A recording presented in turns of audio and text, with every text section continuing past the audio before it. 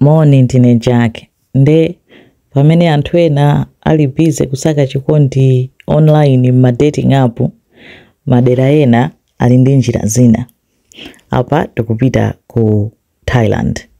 Ku Thailand kuli island ina yake yotchedwa Koh Nom Sao. Anthu akumeneko atamakhulupirira kuti island imeneyo ndi ya mystical ndipo amapita kumeneko kukasaka chikondi. Ndi ati nkhani zake zinayamba kalekale pamene kunali banja lina lake linali ndi mwana wamkazi. Nde kalero iwo amapanga zopanga arrange mabanja zochita kumpezera munthu banja. Mtsikanayo mwana wawoyo dzina lake anali Yomdoi. Nde Yomdoi amafunidwa kapena azibambo awiri osiyana amafuna kumkwatira. Ati bambo wina anali mfumu ya ku China pamene wina anali prince wa ku Thailand komweko. Nde amayi ake a Yomdoi amafuna Yomdoi akwatiwe ndi prince wa ku Thailand, pamene abambo ache amafuna nayo kuti akakwatire ndi mfumu ya ku China. Nde makolo amakangana kwambiri. Ati mikangano inafika poyipa mpaka na amayi ake a Yomdoi anafa ndi kukhumudwa. Nde amayi ake a Yomdoi atamwalira, ati abambo ake anakwiya, amampanga blame Yomdoiyo kuti iweyo ndi amene wapangisa kuti amayi ako atani afe ndi kukhumudwa. Nde ati abambo ache anamupha Yomdoiyo nkumuduladula, anamunyamula kukantaya kutiko kantaya kumadzi kunyanja. Ngati panapezeka kuti panakhala ngati pamera kaya papangika shape pa island ndipo pali mapiri awiri okhala ngati shape ya mabere a mzimayi. Nde munthu wina wake msodzi wa nsomba amawedza nsomba mu madzi akumeneko nkupezeka kuti kunayamba mvula, kunali mkokomo. Ndipo thawa mvula ija anapita pa island paja kuti akabisale, koma anadabwa pakuwala. Pati panali kuwala kwina kwake ndi anathawa anakauza anthu kuti pakuwala mosadziwika bwino pa island paja.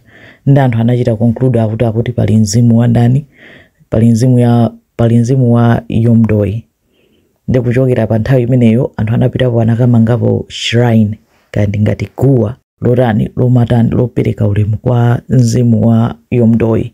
Nde kachifukwa chani anthu anayamba kukhulupirira kunena kuti Yomdoi amapereka mwayi, makamaka mwayi wa banja kapena mwayi wa chikondi. Nde kufikira pano makamaka panopo anthu akumapita kwambiri kukatani kukapereka ulemu kwa mzimu wa Yomdoi. Amapita kumalo ameneyo pa shrine imeneyo inamangidwa pambali imodzi, nangasi pali mapiri awiri osonyeza sign ya mabere awiri. Nde mbali nayo dzina lake ndi Koh Nom Sao.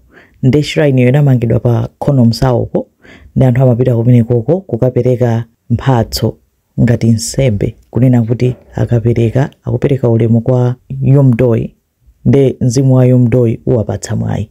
Nde mphatso zomwe amapereka ati anthu amapita kumeneko ndi zovala za mkati, mapanti, koma makamaka mabra. Nangasi island iyo ati ili ndi shape ya mabere, nde akumapita ndi mabra kukapereka kunena kuti akachoka kumeneko akalandira mwayi apeza kuti abwerera akapeza chikondi, apeza kaya banja, akapeza chibwezi. Nde akuti mwambo wake akapeza kuti achokadi akapereka bra ya oyo ku Koh Nom Sao abwerera kwawo kuja nkapeza kuti after nthawi apeza di kaya chibwezi kaya banja atamabwereranso kupita ku Koh Nom Sao kuja. Amachita kukwera boti kuchoka pa mainland kupita pa island ipo akuti matenga 10 minutes.